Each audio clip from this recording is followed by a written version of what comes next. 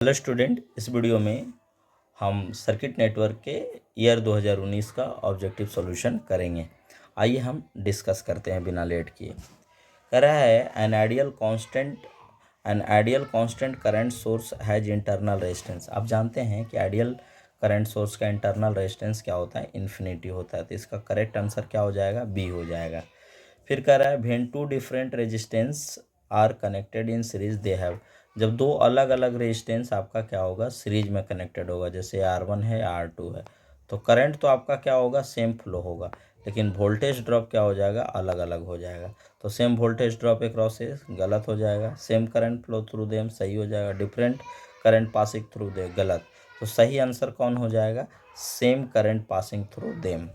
चलिए तीसरा कहता है बाबू Kirchhoff's voltage law is concerned with. जैसे किरचॉफ्स लॉ क्या होता है, इसमें हम IR ड्रॉप कंसीडर करते हैं, इसमें हम EMF कंसीडर करते हैं।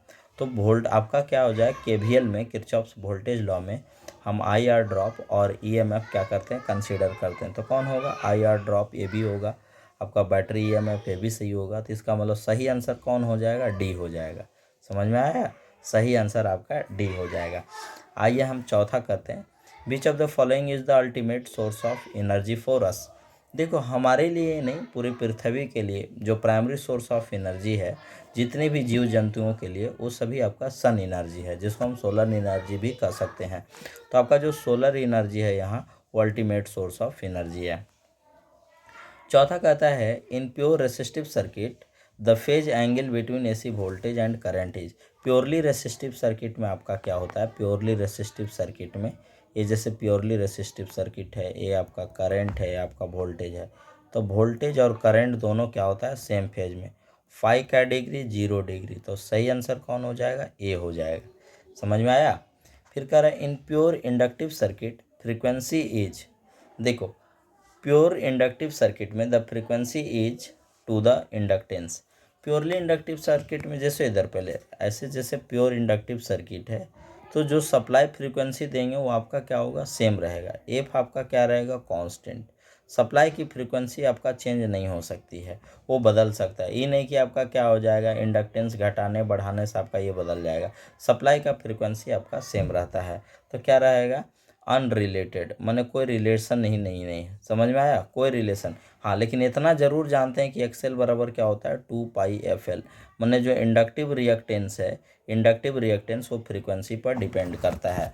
ये मत कह देना कि अब यहाँ से क्या होगा, फ्रीक्वेंसी इंडक्टेंस का इन्वर्सली हो जाएगा। नहीं, ऐसे नहीं कर सकते आप, क्योंकि एल बराबर होता है μ0 into μr into n² A/L, ये होता है, या होता है n² S होता है।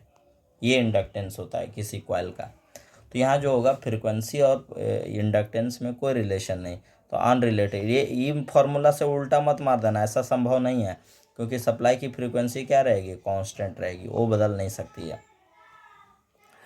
सातवां क्या है, in pure capacitive circuit the power factor is. Purely capacitive circuit में देखो जैसे एक करंट है ना, तो आपका वोल्टेज आपका क्या होता है, 90 डिग्री से लैग करता है वोल्टेज। तो आपका फाइव कितना डिग्री, 90 डिग्री।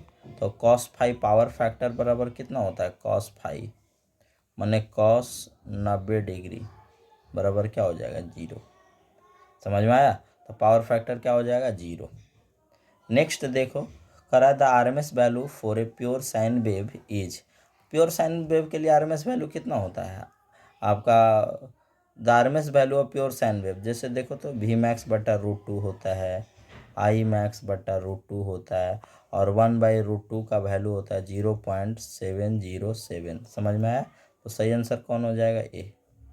मैक्सिमम वैल्यू का इतना टाइम्स हो जाएगा, RMS वैल्यू है ना। फिर कह रहा है the power factor for series RLC circuit. तो सीरीज RLC सर्किट में देखो इधर पहले सीरीज RLC, ये जैसे XC हो जाए, ये XL हो जाए, ये R हो जाए, तो Z बराबर क्या होता है, √R² plus XL minus XC का होल स्क्वायर, यही होता है ना।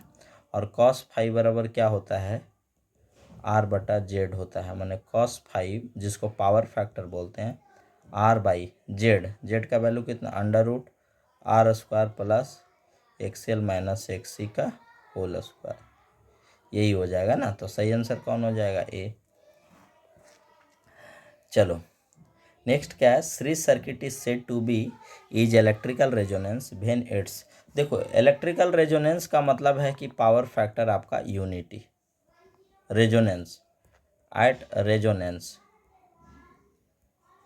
माने एक्सएल बराबर क्या हो जाएगा? एक्सी, माने एक्सएल माइनस एक्सी बराबर जीरो, माने नेट रिएक्टेंस जीरो होना चाहिए।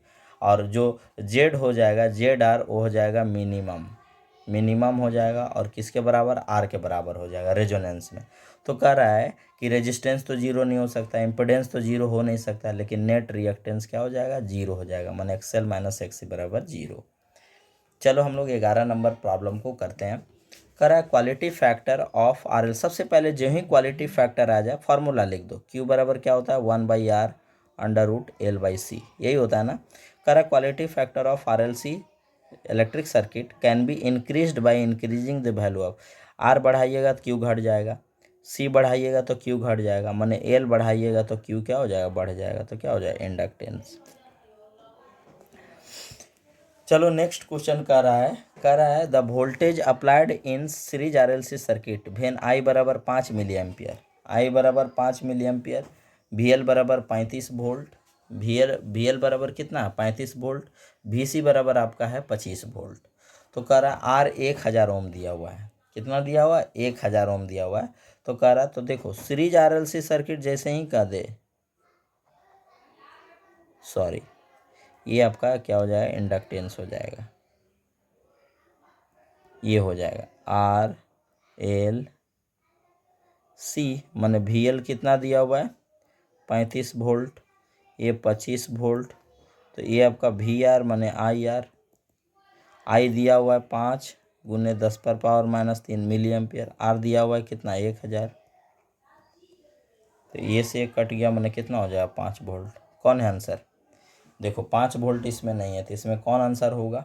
इसमें कोई भी आंसर आप नहीं दिखा सकते हैं, चूँकि कह रहा है and voltage applied, sorry applied voltage पूछ रहा है। ओहो, अप्लाइड वोल्टेज, तो अप्लाइड वोल्टेज कितना हो जाएगा? तो V बराबर under root V R square plus V L minus V C का होल स्क्वायर, यही ना होता है। चूँकि फेजर डायग्राम जब ड्रॉ करोगे तो ये आपका क्या हो जाएगा? आई, ये आपका हो जाएगा वी आर, ये हो जाएगा वी सी, ये हो जाएगा वी एल, और ये हो जाएगा कितना? वी एल माइनस वी सी।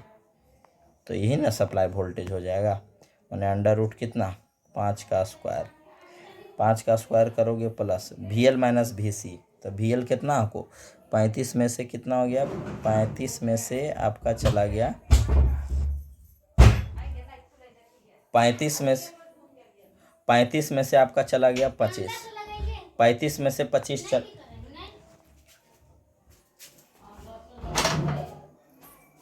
35 में से 25 चला गया तो कितना बचा? 35 में से 25 चला गया तो 10, 10 का स्क्वायर करो तो कितना हो जाएगा? 25 प्लस 100, यही हो जाएगा ना, 25 प्लस 100 हो जाएगा। तो कितना हो जाएगा? अंडर रूट 25 हो जाएगा, अंडर रूट 125। तो देखो तो अंडर रूट 125 आपका कितना हो जाएगा? इसमें कहीं कोई मिल भी नहीं रहा है, आप खोज सकते हो इसमें। तो देखो आपका क्या है ना कि यहाँ जो आया है आपका अंडर रूट 125 आया है। यहाँ क्या किया है, देखो आंसर मिलाने के लिए इसने क्या किया है, 35 और 25 जोड़ दिया 60, और 5 जोड़ दिया 65। यहाँ तो होगा नहीं, V R square plus V L minus V C का होल स्क्वायर होगा। समझ में आया? V L minus V C का होल स्क्वायर, तो वी आर स्क्वायर मैंने 5 का स्क्वायर मैंने 25 करोगे, और वी एल कितना है? 35, वी सी कितना है? 25, 35 में 25 गया 10, तो 10 का स्क्वायर करोगे तो कितना हो जाएगा? 100 और 25 100, अंडर रूट 125 हो जाएगा। ये क्वेश्चन डाउटफुल है, इसको थोड़ा आप लोग सही से मारना आंसर। यहाँ तो कुछ डाउटफुल, यहाँ डायरेक्ट जोड़ दिया है, तो अंडर रूट कितना हो जाएगा? 125 हो जाएगा। चलो अब यहाँ क्या है, correct expression for phase angle in RLC series circuit. यहाँ से फेज एंगल भी निकाल सकते हो, फाई, तो कितना हो जाएगा? tan फाई बराबर कितना हो जाएगा? V L minus V C बटा वी आर हो जाएगा, माने I into X L minus I into X C बटा आई इंटू आर, मैंने आई ले लिया common, X L minus X C बटा आर, आई आर कट गया, मैंने फाइव बराबर कितना हो जाएगा, tan inverse X L minus X C बटा आर। तो कौन हो जाएगा सही, ये यही हो जाएगा ना बाबू, देख लो, थोड़ा सा क्वेश्चन अच्छा से देना चाहिए। Which method is the best for voltage source, देखो हाँ ये आपका क्या है, केवीएल का एप्लीकेशन है, application of KVL, application of KVL, ये क्या है, एप्लीकेशन ऑफ केसीएल। लेकिन ये क्या है ना, इसका यूज जो है ब्रांच करंट फाइंड आउट करने के लिए करते हैं, और इसका यूज जो है ना नोड वोल्टेज फाइंड आउट करने के लिए करते हैं। तो जो वोल्टेज सोर्स के लिए जो बेस्ट मेथड होता है ना नोड वोल्टेज फाइंड आउट करने के लिए, वो नोडल एनालिसिस होता है, और करंट सोर्स के लिए मेश एनालिसिस होता है। हाँ ये सिर्फ एप्लीकेशन है केवीएल का, लेकिन करंट सोर्स के लिए बेस्ट मेश होता है, और वोल्टेज सोर्स के लिए बेस्ट आपका नोडल होता है। फिर कह रहे हैं Norton's current is equal to the current passing through the short circuit terminal. देखो स्वाभाविक है कि अगर ये वोल्टेज सोर्स रहे, ये आपका इस तरह का सर्किट रहे, इस तरह का सर्किट रहे, तो कहता है कि ये और बी टर्मिनल के बीच नॉर्टन इक्विवेलेंट सर्किट निकालिए। तो हम कैसे फाइंड आउट करते हैं, सबसे पहले हम क्या करते हैं, इसको रिमूव करते हैं, उसके बाद यहाँ शॉर्ट पुट करते हैं, यही जो शॉर्ट सर्किट करंट है वही नॉर्टन्स करंट देता है। तो आउटपुट टर्मिनल को ना शॉर्ट करोगे, जिसके अक्रॉस आपका क्या है नॉर्टन्स इक्विवेलेंट सर्किट निकालना है, तो क्या करोगे, यहाँ आउटपुट को शॉर्ट करेंगे, किसको, आउटपुट। समझ में आया। चलो नेक्स्ट क्या है बाबू, करा in three phase delta connected system. Delta connected system में आपका क्या होता है, आपका लाइन वोल्टेज और फेज वोल्टेज बराबर होता है, माने वी एल बराबर आपका क्या होता है, वी पी होता है, और आई एल बराबर √3 इंटू आई पी होता है, यही होता है ना। तो कौन हो जाएगा, लाइन वोल्टेज बराबर फेज वोल्टेज, सही आंसर आपका बी। फिर कह रहा है चलो 15 नंबर कर रहा है कि 3 गो रेजिस्टेंस जो है वो आपका डेल्टा में कनेक्टेड है। इसको डेल्टा में कनेक्ट तो मान सकते हो, 3 रेजिस्टेंस कितने डेल्टा में कनेक्टेड है बाबू। तो हमने कभी बताया है 15 ओम है, 15 ओम है, 15 ओम है, ये भी 15 ओम का है। तो हमने बतलाया था कभी कि आर स्टार बराबर होता है आर डेल्टा बट्टा 3, समझे। तो ही कह रहा है the value of resistance in each leg of equivalent star connected load. Delta में 15 है, सप्लाई वोल्टेज से हमको मतलब नहीं, सिर्फ कह रहा है डेल्टा में 15 है प्रत्येक लेग का, तो इक्विवेलेंट स्टार में कितना हो जाएगा, तो कितना हो जाएगा 15/3 माने 5 ओम। आर डेल्टा बाई 3 होता है ना, आर स्टार बराबर R delta by 3, correct answer कौन हो जाएगा, डी।